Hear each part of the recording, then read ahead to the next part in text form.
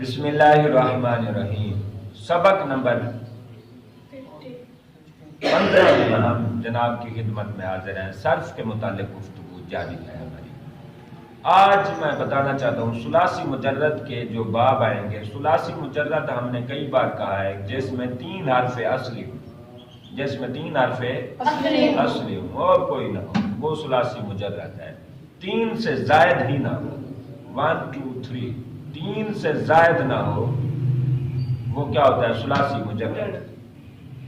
لہذا اس میں جو ہے نا 6 قسم کے باب آ سکتے ہیں۔ اس میں کیا آ سکتے ہیں؟ 6 قسم کے باب۔ ضربا یضربو، ضربا یضربو، یہ وزن آ سکتا ہے۔ اور علم یعلم، دیکھتے جائیں بدلتے ہیں۔ علم، دوسرے لفظ پہ یہاں زیر آ گئی، علی، علم۔ اور ضربا میں کیا ہے؟ دوسرے لفظ میں زبر ہے، ضربا۔ اس طرح رد و بدل ہے۔ اور ایک باب آتا ہے علم یعلم، اور ایک باب آتا ہے نصر ینصر، نصر ینصر۔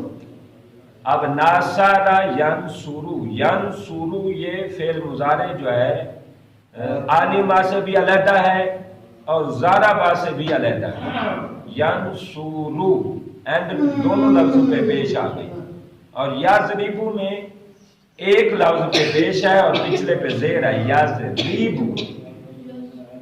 اور یعلم میں پہلے آخری لفظ پر پیش ہے لیکن پچھلے پر زبر ہے۔ اس طرح یہ ڈیفرنس ہے، ہر چیز میں جو ہے نا تھوڑا تھوڑا بدل جا رہا ہے۔ منع یمنع، منع ضربا کے ساتھ مل گیا لیکن یمنع یضرب کا ساتھ علیحدہ ہو گیا، یہ ایک علیحدہ باب بن گیا۔ حاسبہ یحسبو، یہ حاسبہ کس کے ساتھ مل گیا؟ عالمہ کے ساتھ، لیکن یحسبو یہ یعلم کے ساتھ نہیں ملا، یہ ایک علیحدہ باب بن گیا۔ شعروفہ یہ کس کے ساتھ مل گیا؟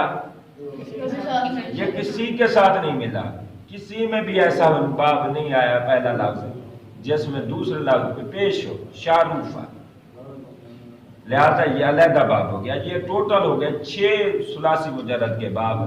ثلاثی مجرد کا جب بھی سیگا آپ نے بتانا ہوگا، آپ کو ان بابوں میں سے چوز کرنا ہوگا کہ یہ باب بھی کون سا ہے۔